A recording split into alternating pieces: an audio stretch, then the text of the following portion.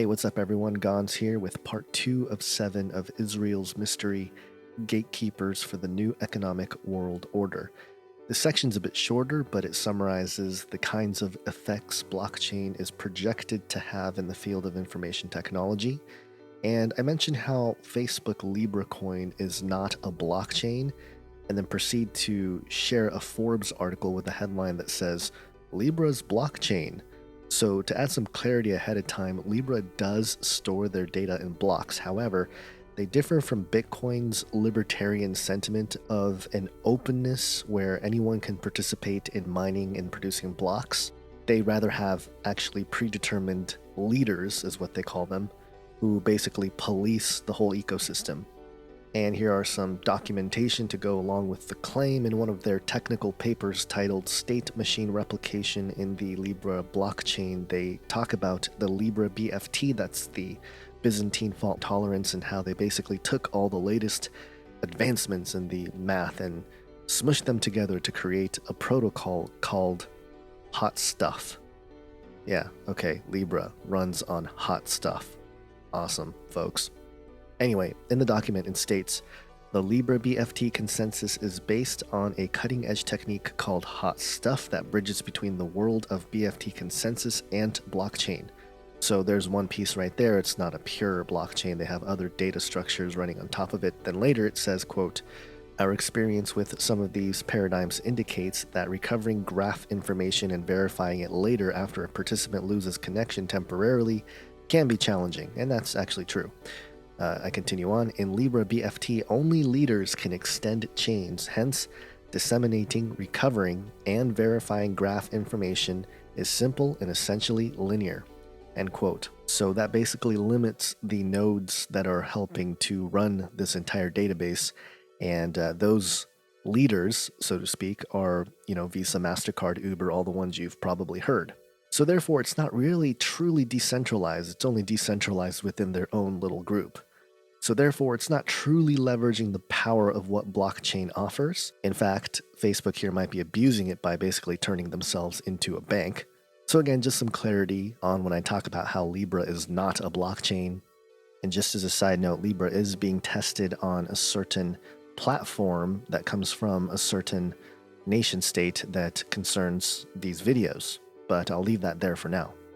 So just wanted to get that out of the way. A special thank you to the patrons out there. I did some math. You guys are literally 0.12% of subscribers. 0.12%. That's a very elite group. And I can't thank you all enough. It's a very special feeling. I really appreciate it. But even those of you who sit through ads, at least when they're allowed, I appreciate that as well. I don't take that stuff for granted. I truly do thank you guys. Please read the description below for an outline of what these videos are all about, as well as source links and other links to things like t-shirts and PayPal and all that good stuff. So, all right, enough of the introduction here. Part 2 of 7. There's another part of this that's really interesting, and that's security and this idea of encryption and internet security, all that kind of stuff. There's a description of the man of sin, the Antichrist in the book of Daniel, that alludes to being one with the God of fortresses. There's a lot of different interpretations for that, but I find it fascinating because the word fortress is basically security, a fort, a protection, and the sort of digital analogy to that is remarkable. But let me keep going here. So those are the unknowns, and then the benefits are increased transparency, so corporations can't be as corrupt, central banks can't be as corrupt, so again, positive thing. Accurate tracking, right? All the computers in the world are keeping an eye on the information and can't change the information. You can't just go into Bitcoin and say, you know what, that transaction, it didn't happen. I'm gonna erase that data. You can't do that. All right, unless you take control of. I believe in Bitcoin. I could be wrong about this, but I believe in Bitcoin.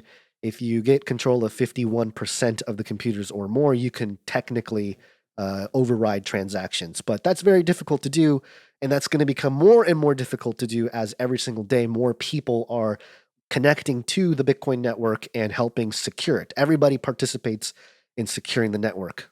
So that's what the accurate tracking is about. You have a permanent ledger, again, permanent thing that everyone can look at, and cost reduction. That's huge. The cost reduction thing is humongous because Central banks, let's say you have a buddy in Africa and he really needs money right away to help out his community. Maybe they need water, they need something. And you're like, all right, I got this money. I'm going to send it over to you, but I got to go through the bank and they're going to take a huge chunk and then it's going to take 2 weeks. And it's a whole deal, right? With Bitcoin, I can be like, all right, give me your Bitcoin address. It's a public address, not your private key that lets you access it. He has that, right? But he gives me his public address and I send him some Bitcoin. And for a small fee, the network fee, which is much less than bank fees, like minuscule compared to bank fees, he will get the money and then he will be able to, exchange Bitcoin into whatever currency he needs to make things happen for him in Africa. And so really the control here happens at the on-ramp levels. And that's a really important point because what we're seeing here, what I started with that document about New York and Israel cooperating in the fintech revolution, they're talking about managing the on-ramps and off-ramps from the traditional fiat money into these new distributed systems. They want to keep track of as much people as possible in that system. The problem is that takes a lot of resources. The resources that they don't necessarily have. And that's why they're trying to create their own. That's why maybe Facebook, started Libra. Libra is really an arc for certain traditional systems. That's why Visa, that's why MasterCard, and even Uber, those companies are all helping their entire, quote unquote network. It's actually not a blockchain, but something called a Merkle tree, which is a different data structure. And it's pretty clever, but at the same time, it's not blockchain technology. So just if anyone says, hey, it's just like Bitcoin, no, it's not. Facebook Libra is completely different with the technology itself. So the applications of this technology is going to happen in automotive, especially with more driverless autonomous cars. That's how this is going to operate, folks. People are like, how are cars going to know where to go and how, the blockchain. It's going to just map everything and your car is going to be on the blockchain and in real life. It's almost like real life is secondary to the blockchain. This is how the world is going to turn into in terms of verification, in terms of confidence in another person's transactions. This is really interesting because right now we have government documents to identify who we are. If we go to the grocery store and we're like, hey, I want to buy this bottle of wine, you can get carded, right? They'll be like, hey, let me see your driver's license or whatever to verify that you're over 21 here in California. So that happens. So a government document is sort of third party that is in there to verify a transaction between me, a person, and a corporation. And so as things go on, that's going to be less and less important, that third party. We're going to be able to identify on our own, like, hey, here's my digital info here that proves me for who I am. And here you go. This is, what proves this is my car, that sort of thing. This is a tokenization of everything. Everything, every item, cars, computers, even clothes, food, and how it's developed. Everything is going to be tracked now, and for the better and the worse, right?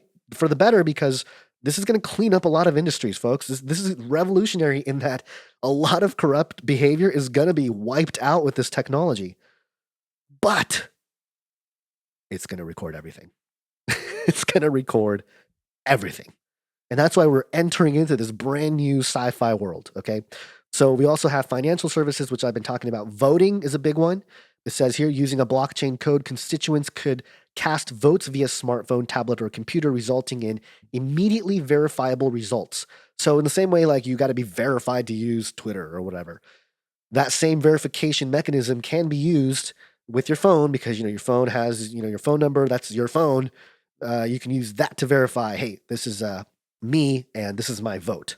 And so you have this triangulation between the corporation that distributed those phones, also any kind of account you have through anything like Twitter or any kind of other software, a phone number that may be attached to that device, and also your name and stuff like that, all that information usually, and also a bank that you might have connected to at some point. All this triangulating information can be used as a confidence factor in a one-to-one voting system and a platform in which everybody can see every vote coming in.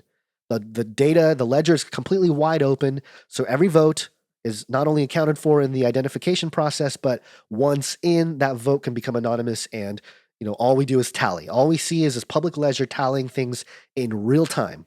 There's no clear platform doing this yet, but if history is anything, everybody gets on Facebook, everybody gets on Instagram, everybody gets on. Look, not everybody, I get it, but more and more people who use this technology, what are they doing it for? For those larger social platforms. And as whatever this platform is going to be comes out and becomes established, look, it's still in its infant stages, folks. Like, this is brand new stuff. But people are going to use this to build these systems, okay? And probably different voting systems for different platforms. But everything is tracked. Lowering the barrier of entry, bringing down the curtain on a lot of the corruption, but also everything is tracked. Okay, and healthcare. Like I mentioned earlier, this is a big one. Patients' encrypted health information can be shared with multiple providers without the risk of privacy breaches, because there are no longer large databases with information containing everybody's names and addresses and phone numbers and email addresses and social security numbers. And this new way of things is much harder. You can't hack the whole thing. You just can't, because of the way the system is built. And it causes everybody to be more responsible for their data. This is also how automation is going to, destroy industries, or at least transform industries. Because of AI, because of automation and robots and things like that, this is the protocol that is going to control the robots, right? Make sure the robots all cooperate and have the same goal. And even, the information of certain robots that don't perform well, or get damaged, or have some kind of problem, we can immediately see that in the data sets that we collect, and we can address it. So this is, again, changing things. Now, people have said, like, hey, this AI revolutionary takeover, it's going to cause mass job loss. Yes, that's true. Okay, but this is part of the reason why I want to talk about this, is because that transition period, if you start now, and if you understand how these things are going to be taken over, if you're in an industry where you know that you're going to be automated out, I think there are certain ways to position yourself. And I'm not saying this as specifically with any one thing or another. I'm more talking generally. There are certain ways to position yourself, to educate yourself, and to understand where things are going, where you can take advantage of these implications and these changes. And I'm not saying I know exactly what to do in your particular situation, but it's kind of like one of those things where you see a giant wave coming, and I've been out surfing before. If you've been surfing, there's a bunch of surfers that are sitting out there, they're waiting for the wave. When you see a wave coming, you know it's coming, right? If you sit there and do nothing, you can get totally wiped out by the wave. But you want to catch the wave, so you turn around, you start paddling, right? And you try to catch the wave. That's kind of what I'm saying. Like, hey, start paddling, start moving in the direction of where you want to go, because this wave is coming. And that's kind of my point here. So the last thing I want to show you from this document is this page here, where it talks about build the technology capabilities to get more intelligent about your customers' needs. This is like the Minority Report scene where, Tom Cruise is walking through and all the ads are tailored to him. That's basically what this is. And it says here, by 2020, we expect that the new normal operating model will be customer and context centered. That is, companies will change the way they interact with their customers based on the context of the exchange. They will offer a seamless omni-channel experience through a smart balance of human and machine, and this will require the integration of massive amounts of situational data from mobile sources, smartphones, sensors, wearables, so on, and the ability to tie it to operational data such as transaction history and risk profiling. Interesting, right? And given sort of the red flag laws that they're talking about these days, this is very interesting. This is very dangerous, in my opinion. Another big change happening within the context of blockchain, the positives and the negatives here. And I want to highlight here, it says 75% of banks are making investments in this area. This pattern is consistent globally, saying that 75% of companies are looking into AI and these types of data management systems that allow them to tailor make their advertising more towards the individual. Only 17% feel very prepared. So there you go, some data concerning where blockchain itself is headed in the world of information technology. Just to add to the part about tailored advertising, what we want to see is a world where you and I can choose what information that targeted advertising is based on, and not just whatever we happen to browse or click on or say near some kind of listening device, or even creepily now, based on some testimonies of people, based on something we might just think in our minds, not even say out loud or even look up on the internet. That's the level it's getting to with some of this stuff. So the breach is real. And it's why we have to put on the full armor of God every day, particularly the helmet of salvation.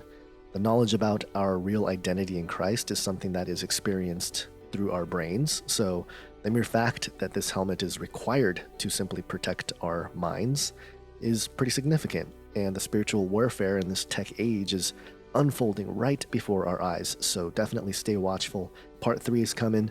Have an awesome day. God bless.